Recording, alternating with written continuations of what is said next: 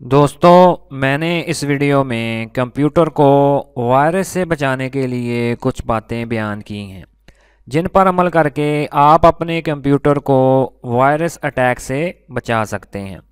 Computer को viruses से बचाना कोई मुश्किल काम नहीं है, लेकिन इसके लिए आपको चंद बातों का ख्याल रखना ज़रूरी है। तो चलें जी, सीख लेते हैं कि वो बातें कौन कौन सी हैं।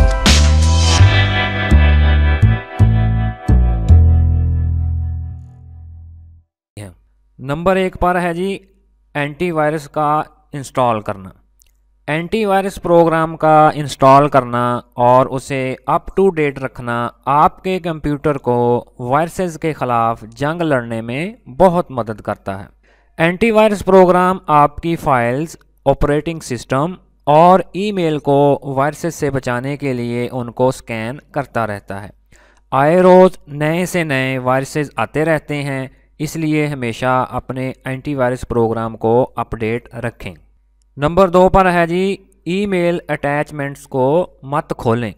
बहुत सारे वायरसेस ईमेल मैसेजेस के साथ जुड़ी हुई अटैचमेंट के साथ लिंक होते हैं और जैसे ही आप इस अटैचमेंट को ओपन करते हैं तो वो वायरस आपके कंप्यूटर में घुस जाता है।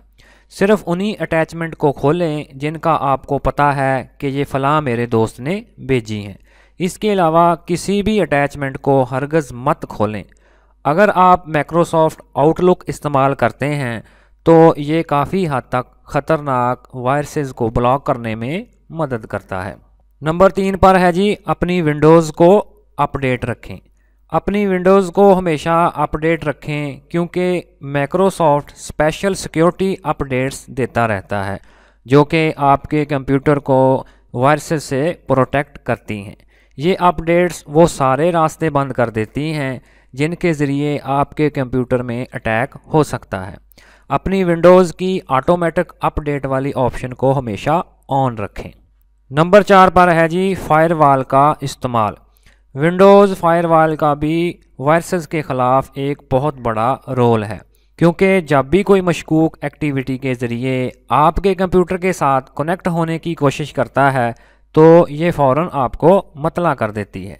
इसके अलावा ये वायरसेस को भी ब्लॉक करती है और हैकर्स को भी आपके कंप्यूटर में कोई ऐसा प्रोग्राम डाउनलोड नहीं करने देती जिसके ज़रिए वो आपके कंप्यूटर के साथ लिंक बना सकें। तो दोस्तों, मुझे पूरी उम्मीद है कि ये चंद बातें आपके लिए काफ़ी हेल्पफुल साबित होंगी। Thanks for watching.